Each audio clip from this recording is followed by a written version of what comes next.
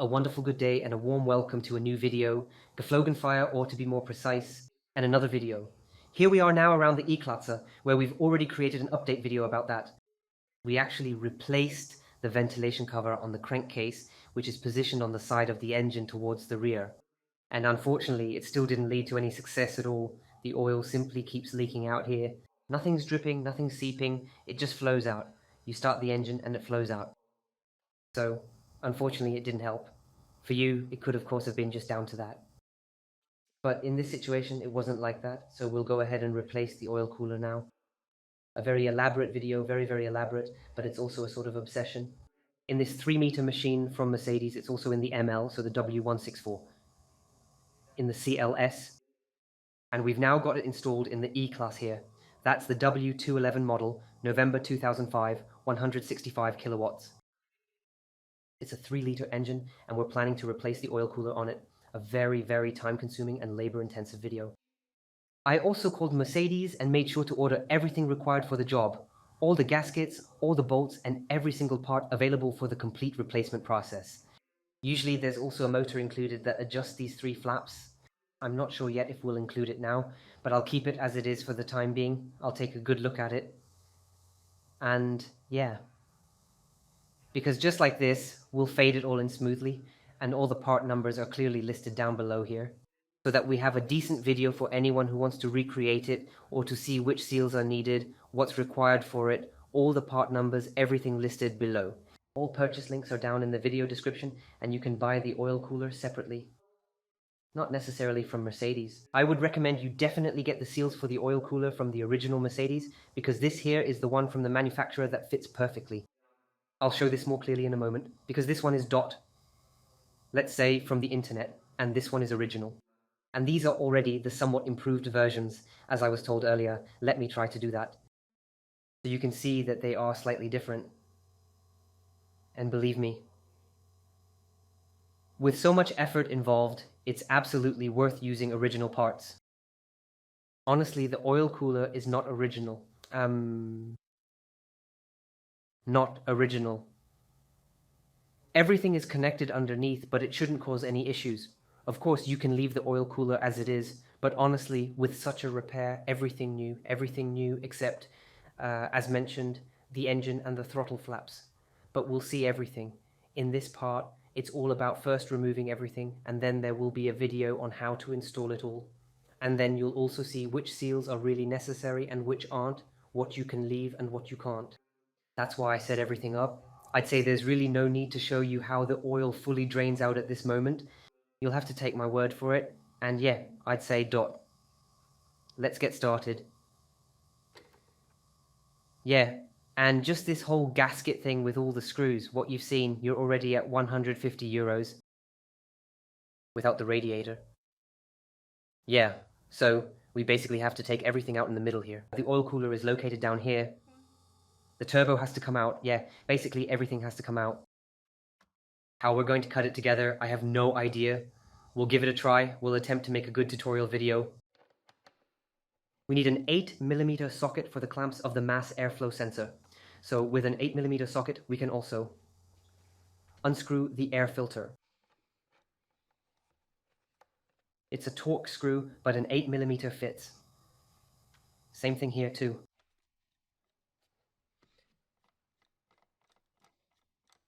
The screws can't fall off on your side, I believe. Then you can simply push the whole thing to the side.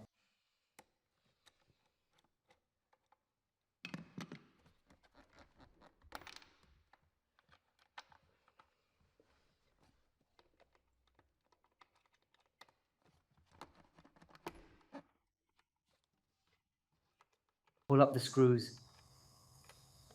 Like this one here, this crank can be detached, the other one can't, but you have to pull them up. So we already replaced the gasket here for the crankcase ventilation system earlier. We had a video on that earlier. So the other side is pretty much the same thing. Remove the 2 screws.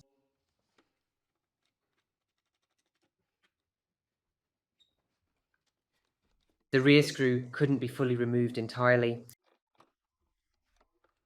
but the front screw was able to come out easily.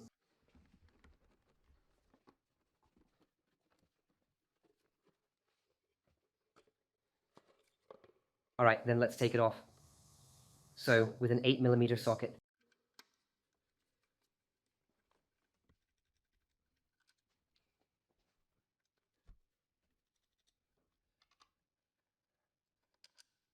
It's actually a Torx screw, but it can easily be removed using an 8mm socket. 3 screws.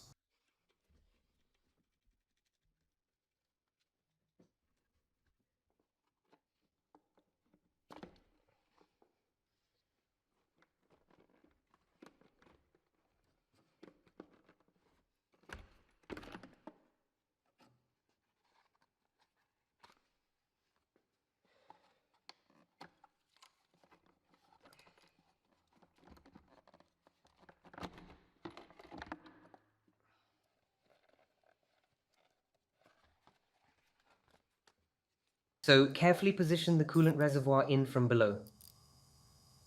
Yeah, you can loosen the Torx screws with an Allen key.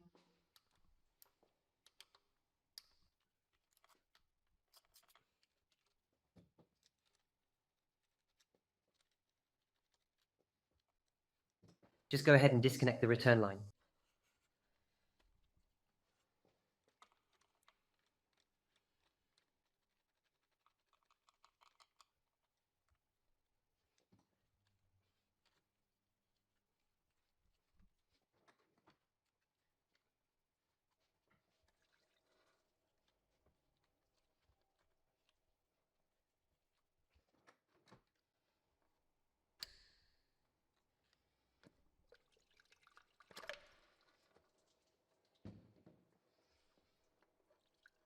The thermostat has to be in there.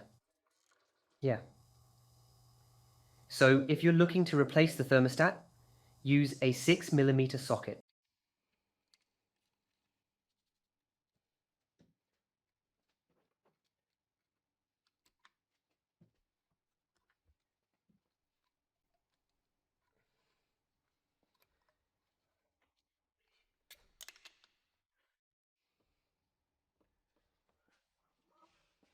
With an 8mm socket or with the Torx.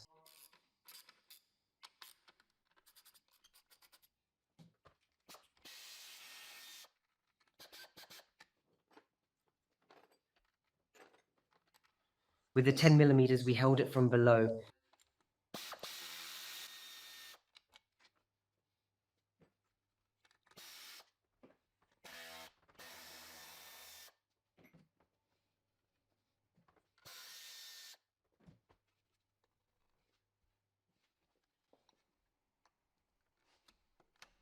Disconnect the plus plug once.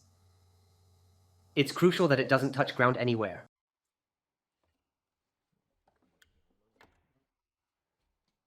The 2 best positions I managed to secure, and here's one. Right in this spot.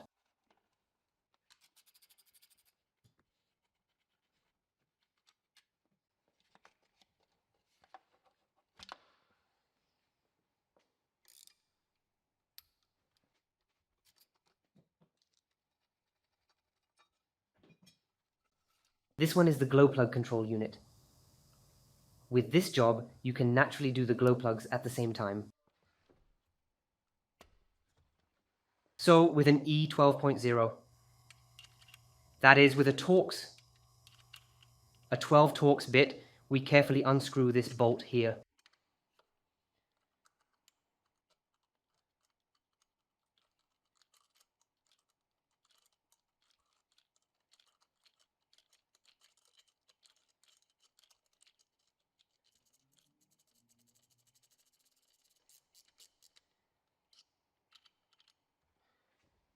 With the 20 Torx, we've got here the dot.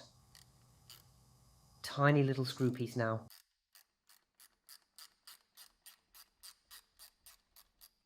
It's best to replace it because it tends to strip quite easily. And then we can remove this clamp here.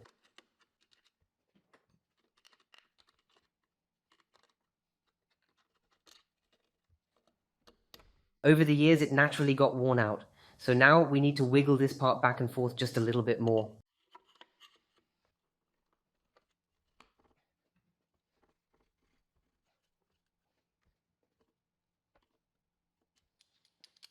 And one's not seated right, so it doesn't break.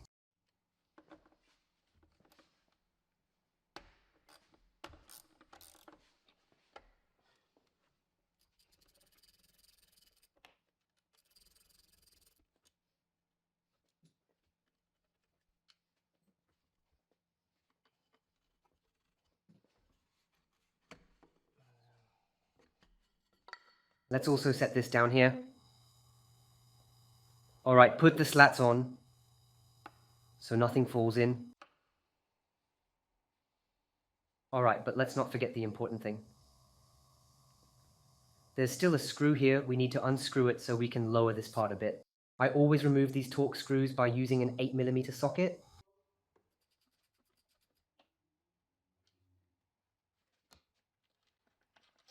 There's a very long screw.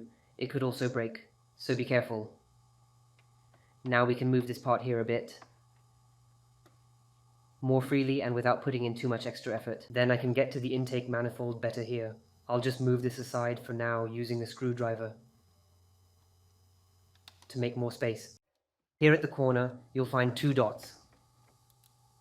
Torx screws that you need to carefully remove right now.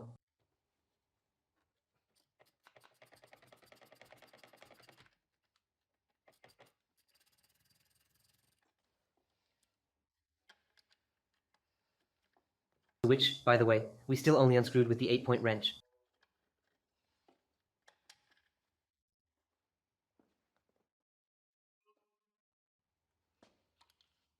One's down below.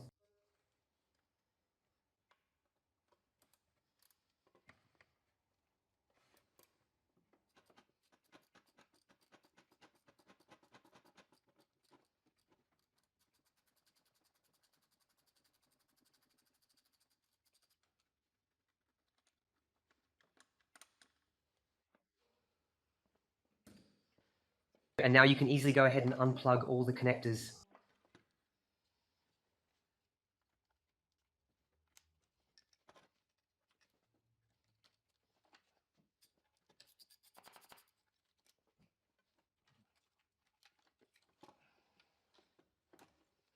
When all the plugs are removed. This is how the part looks. Over the years, it naturally got really nice and properly dirty and worn out. Soot has collected there. Here we have the throttle valve, of course, with the plug removed. I had to loosen this one screw so that we could get the plug from the throttle valve from the boost pressure control valve out of here. Disconnect the plug from the boost pressure sensor. The intake temperature sensor is located here. Disconnect the plug. Those were both screws that we took out earlier on. And right here in this exact spot. So we're still using an 8mm socket wrench for this task. Just the outer casing of a turbo.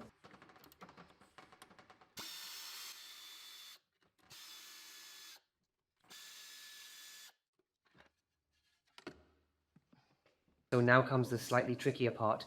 The 3 bolts. Down below there's one that's a bit harder to reach. So, E. 12mm. Torx.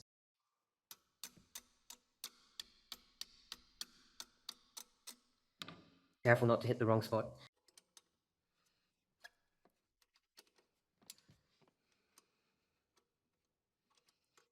This part gets a bit trickier.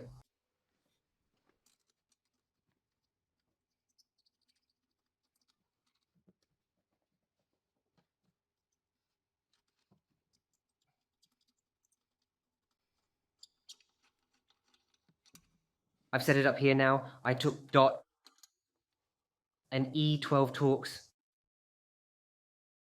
along with an extension or a swivel joint to help me reach and access those tricky tight spots more easily. But it's a short extension since we need the E now. There.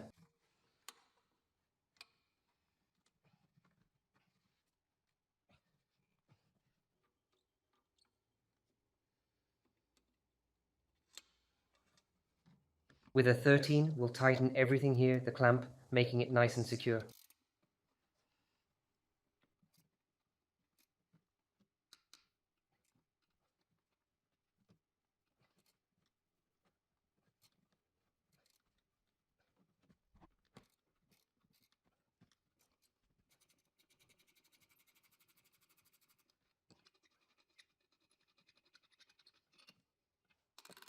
Then we finally wiggled the whole thing out.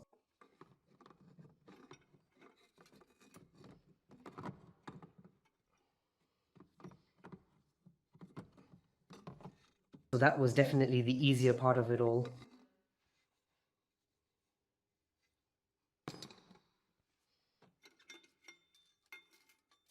Don't lose the gasket.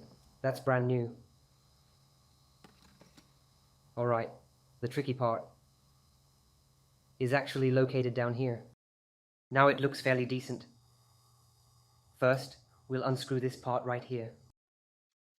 Everything is either with the Torx, it should be a size 10, E10 Torx, or possibly an 8. We'll definitely use the Torx for this, because the screws are extremely tight and hard to loosen.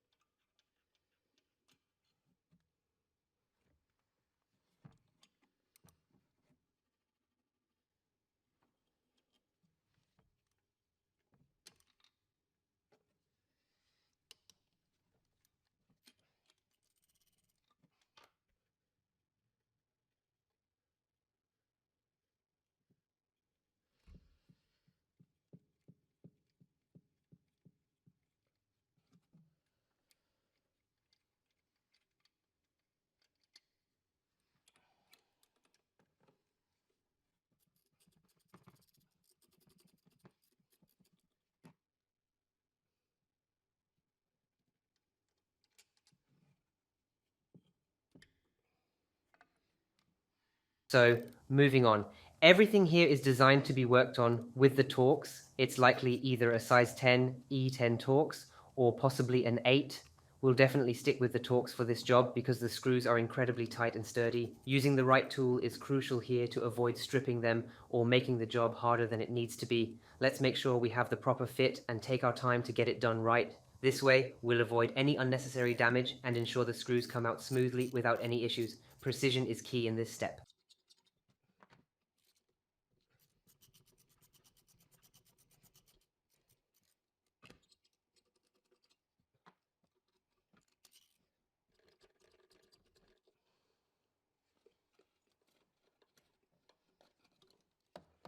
So the gasket, the screw. On the other side, also remove the gasket. So now we see a screw. We need to get to that one.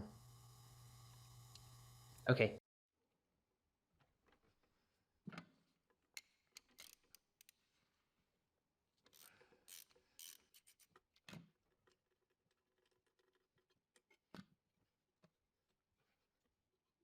Here, exactly the same. These are all E12 Torx screws.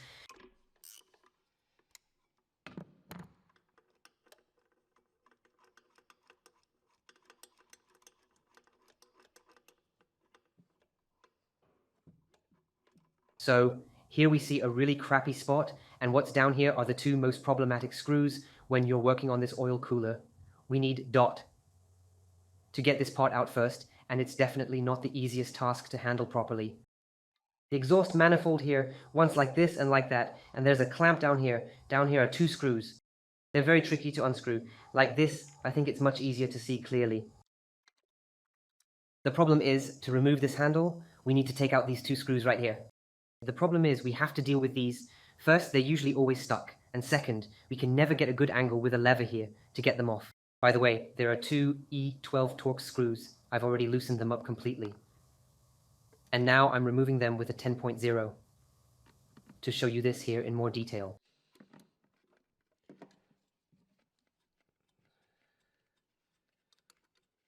So, because you might think, okay, then I'll just remove this part here, but it doesn't work.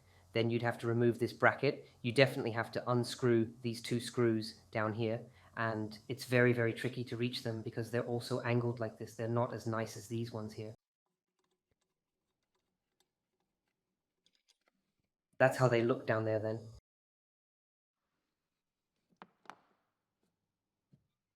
But once the turbo is out, then I'll show you.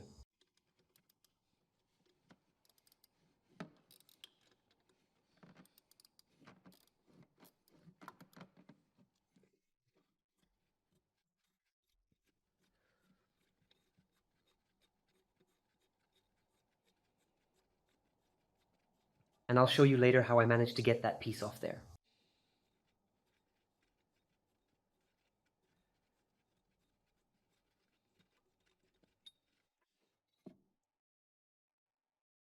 So it's already a bit worn out from all the attempts. And what I did here was I took an extension, something I can extend, and then depending on how the screw bends, I tried to loosen it here and here, roughly like this, carefully applying just the right amount of pressure to avoid causing any further damage to the screw. So then we have the two off, and then we can get the bracket out here. The one that holds the turbo in place. Once we've loosened the two Torx screws at the back, we can now pull on the turbo from this side. I'm tightening the screw.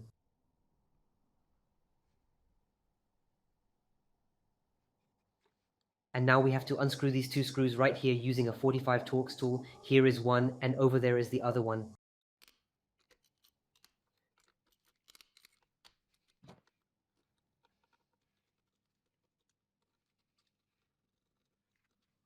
So that's what it looks like then.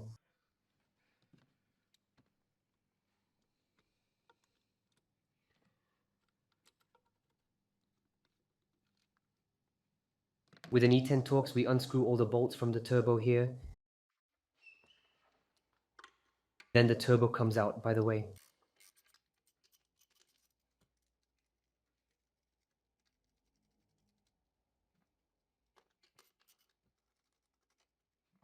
Pull the turbo out here as well.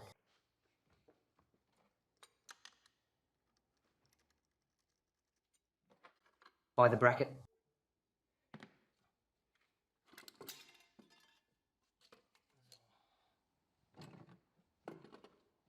Then we have the turbo.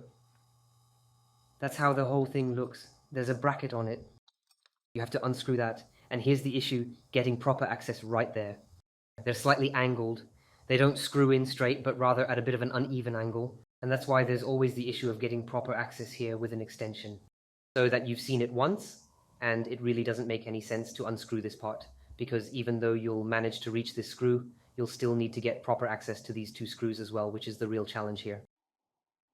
And they're just pointing inward, so you just can't get them off. That means you'll have to unscrew these two screws.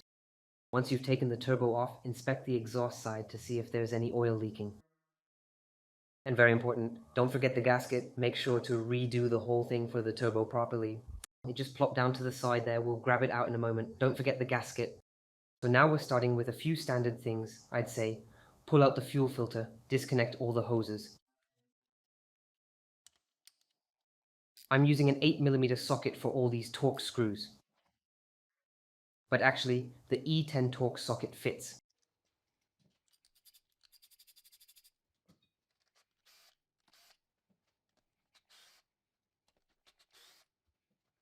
For the entire wiring harness, we have to remove it here. Using an 18, we marked out the wire right in this spot.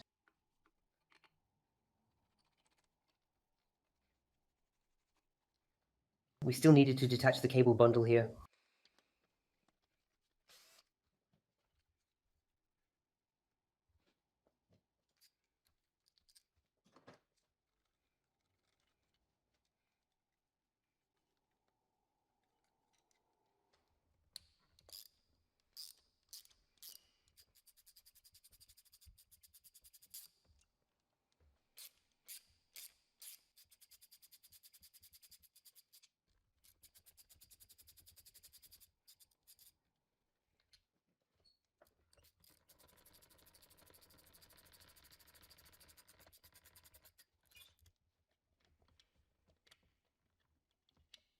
I wanted to disconnect the return line here so we could shift all the gear and equipment completely over to the right side. Could be removed. Here, it's very important to pay attention to how they are taken off. And specifically, these red things, the round things. So you can now see here that this part can be rotated. So we'll pull it up once,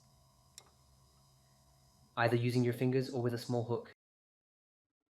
So press the cable down, the clamp. We can pull it up once. We can take the whole thing off to show it here. No, I'll take it all off first. Otherwise, something will break here right away. Now we can see the whole thing here. This is where you see this part right here. It's important to handle it carefully and precisely.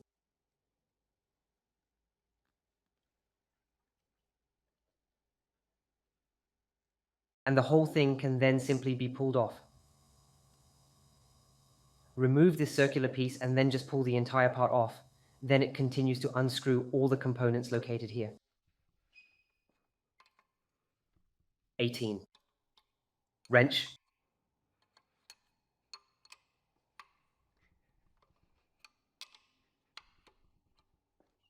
I mean, you can even leave it on if you want, but to make it easier for me to film, I'll go ahead and unscrew it so you can always decide for yourself what to unscrew and what to leave on. But then you always end up with more space. And we need to move it aside anyway to get to the cable properly, with an 8mm socket. Loosen the pipe carefully just once.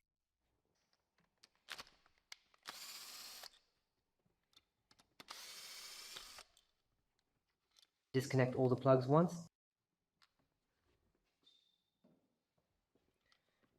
And now just a little bit carefully.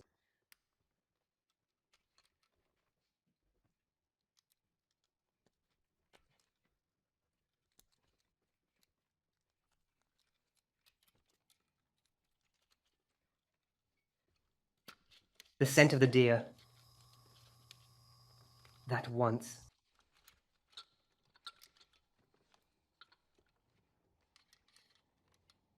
So with the nozzles, you have to be extremely careful now. And this here is a specially bent ring wrench that was adjusted to fit perfectly for this specific task you're currently working on.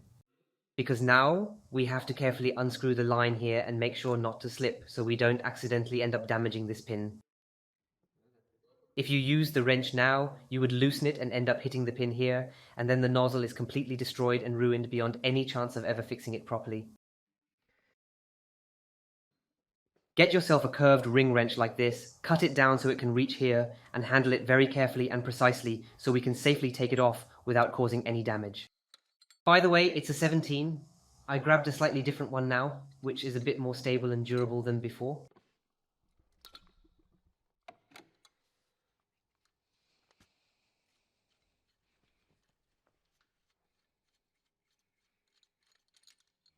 Then, once we have all of them loosened, we unscrew everything completely.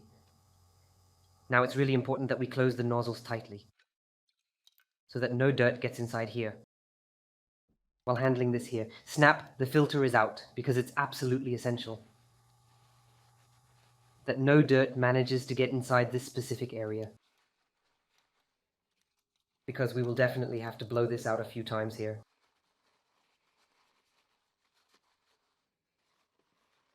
When we take out the oil cooler here,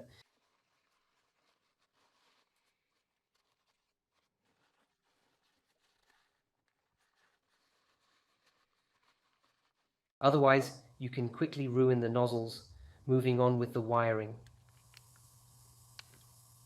First, disconnect the glow plugs, then disconnect the one that's positioned on the top.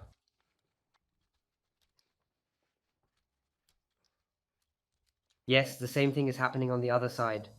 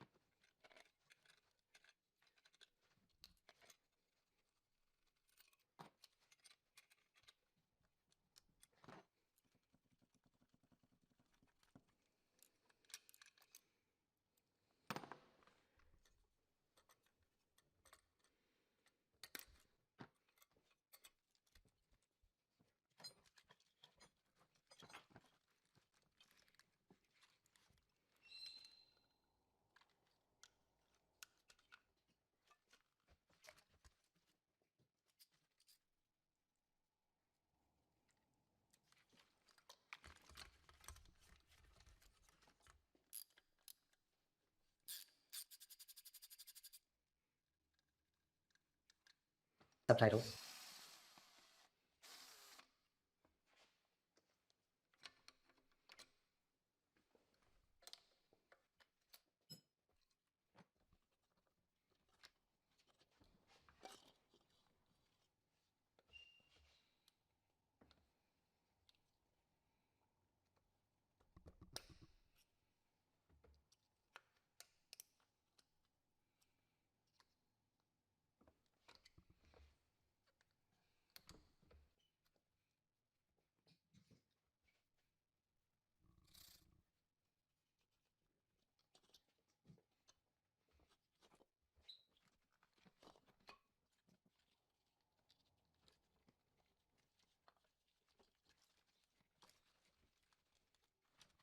Then we expose the entire structure.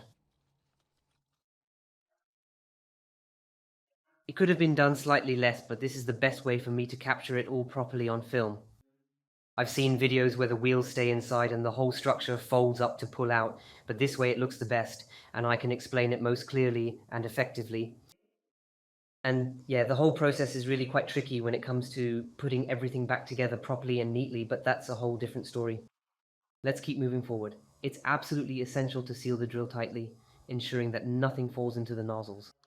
And also important here with the high pressure pump is to seal it completely. Now, we're taking a look at the oil cooler a bit, but we're still not working on it yet. This engine, it's always recommended to replace it as well, because if it breaks, you end up having to do all this work that's necessary here to get to it.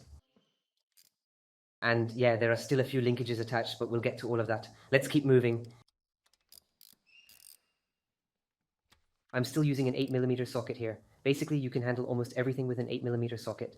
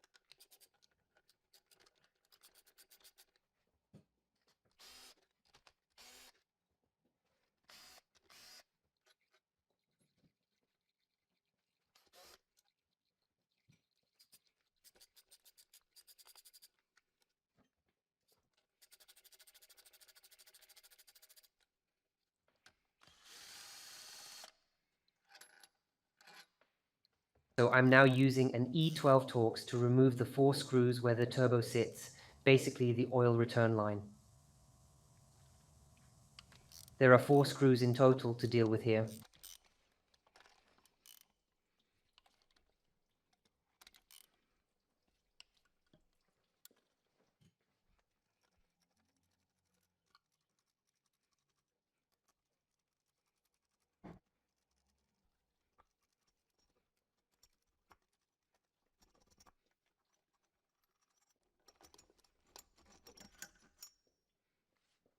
Very important.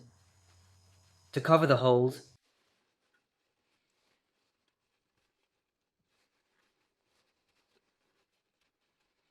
so nothing accidentally falls inside of it all.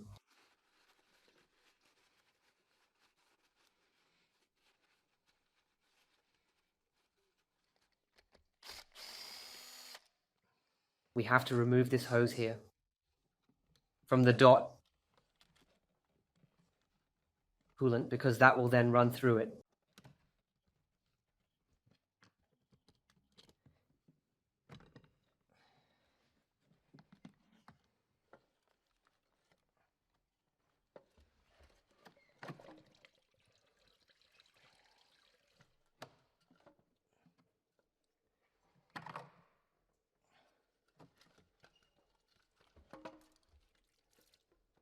So this is what it looks like here.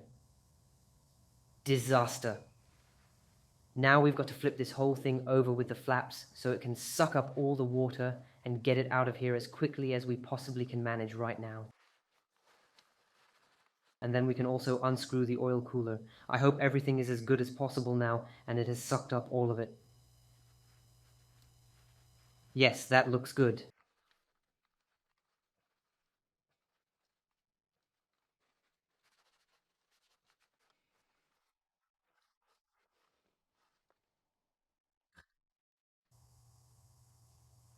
Where it has been placed, feel free to share your thoughts in the comments section below and let us know your honest opinion about this particular spot where the component has been installed.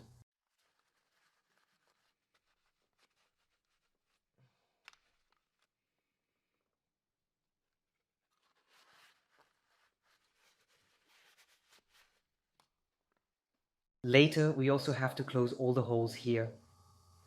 When we start cleaning the whole thing and blowing it out, I think it makes more sense to clean the whole thing thoroughly right away and blow it out properly. Later on, we'll have holes there. Alright, then we'll have to clean up, then we can close the holes. Yes, we'll take it out first, because we'll clean the oil cooler for a long time. So, we'll have to redo everything right away to ensure nothing falls in, which is absolutely crucial.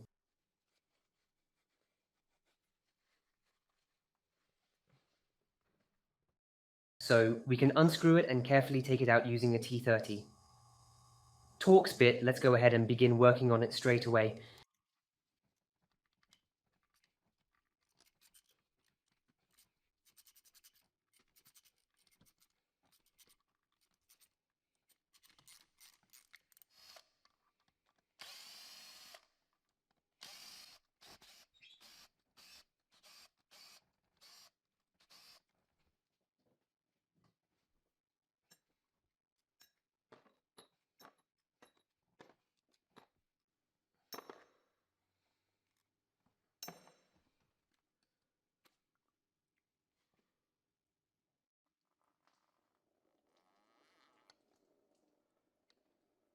For us, it was really important to close up these holes so that nothing could get in there now.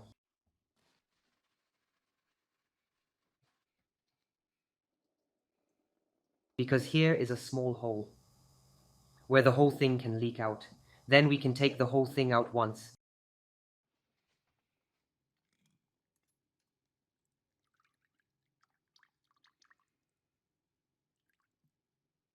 Alright folks, this is what the whole thing looks like.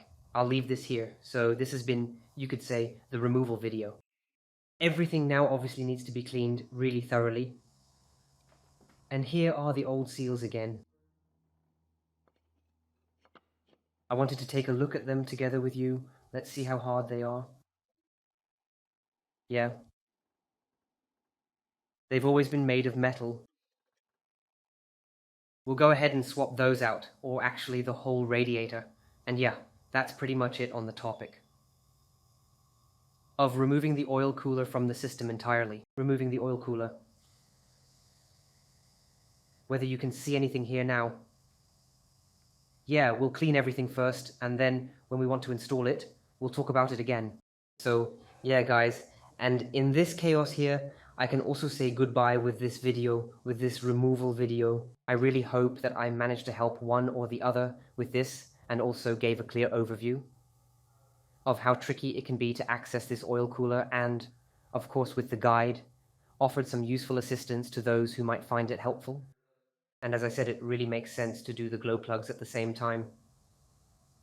We unfortunately won't be doing the actuator motor for the 3 flaps in this, or rather, in the installation video. Yeah, because the owner doesn't want it, but in principle, it also makes sense to do the turbo and so on, and that's something everyone can decide for themselves. As I said, my recommendation is to do this engine with it, and do the glow plugs at the same time, the whole gasket. As I mentioned, you guys have the choice. Yes, already saw it. Yes, I'll clean everything up now, as best as I can with the vacuum cleaner, also holding it steady. And where the intake ducts are located, clean everything up thoroughly. What's gotten pretty rusted from all the exhaust fumes from the recirculation process. Yeah, but you'll all see that in the installation video. So if you enjoyed the video or have any suggestions for improvement, feel free to leave everything in the comments section below. Purchase links are all down in the video description. And yeah, if you enjoyed the video, don't forget to hit the like button, subscribe to the channel, and I'll catch you in the next one.